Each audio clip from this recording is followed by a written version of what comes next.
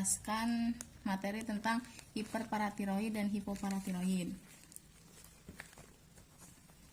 Definisinya adalah kondisi ketika kelenjar paratiroid yang terletak di leher memproduksi terlalu banyak hormon paratiroid dalam aliran darah.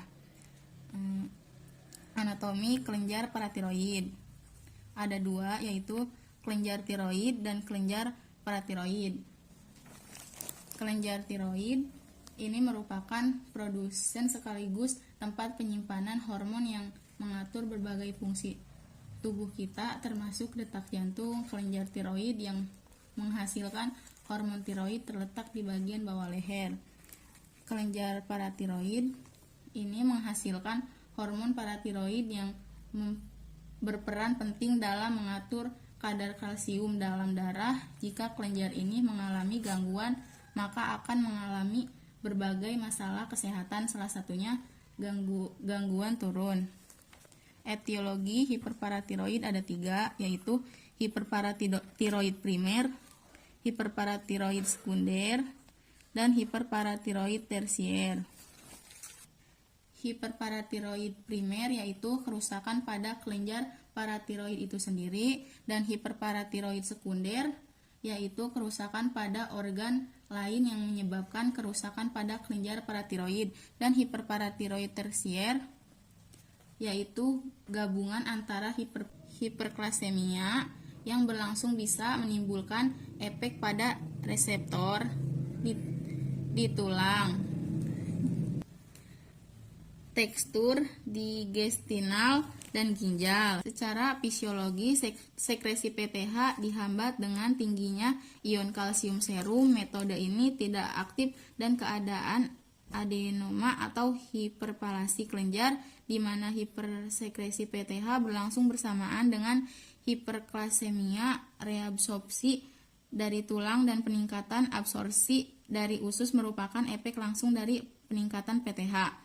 Pada saat kadar kalsium serum mendekati 12 mg atau dl, tubular ginjal mengabsorpsi kalsium secara berlebihan sehingga terjadi keadaan hiperprekalsiuria. Hal ini dapat meningkatkan insiden nefrolithiasis, yang mana dapat menimbulkan penurunan kreatinin, terus clearance dan gagal ginjal. Peningkatan kadar kalsium eksternal seluler dapat mengendap pada jaringan halus. Rasa sakit timbul akibat klasifikasi berbentuk nodul pada kulit, jaringan subkutis, tendon, klasifikasi tendonitis, dan kartilago. Kondrokalsionisis. Vitamin D memainkan peran penting dalam metabolisme kalsium sebab dibentuknya PTH untuk bekerja di target organ. Manifestasi klinis: jika serum kalium lebih dari 2,65 mmol atau L, gejala yang muncul yaitu kehilangan nafsu makan, haus, sering berkemih, latergia, kelemahan otot, nyeri pada jari, konstipasi.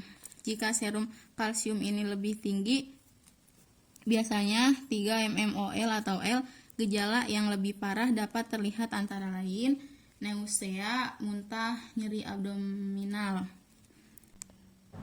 Pemeriksaan diagnostik: pemeriksaan darah, pemeriksaan urin, abdominal ultrasound. Pada beberapa kasus memeriksa gambaran dari ginjal, melihat adanya pembentukan batu, dan pankreas, melihat adanya pankreatitis jika dibutuhkan. X-ray tulang dan tes densitas tulang. Pemeriksaan ECG, pemeriksaan EMG, pemeriksaan ginjal, dan biopsi. Tata laksanaan keperawatan: pemberian hidrasi, ajukan pada klien untuk olahraga, penuhi vitamin D, hindari merokok.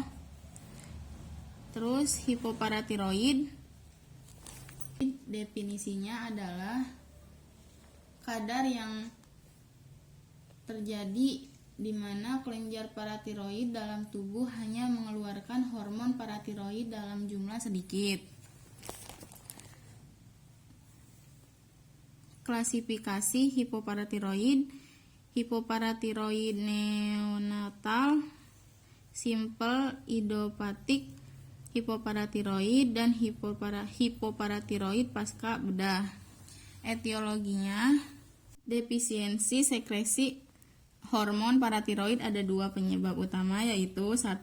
Post operasi pengangkatan kelenjar paratiroid dan total tiroidektomi. 2. Kerusakan autoimun pada kelenjar paratiroid, hipomagnesemia, persistensi terdapat hormon paratiroid. Terus manifestasi klinis,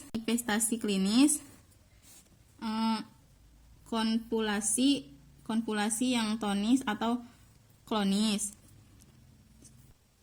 stidorlagia atau spasme yang bisa menyebabkan kematian, hipertensia, disfagia, dan disartrin otot-otot. Sekian dari saya, terima kasih. Wassalamualaikum warahmatullahi wabarakatuh.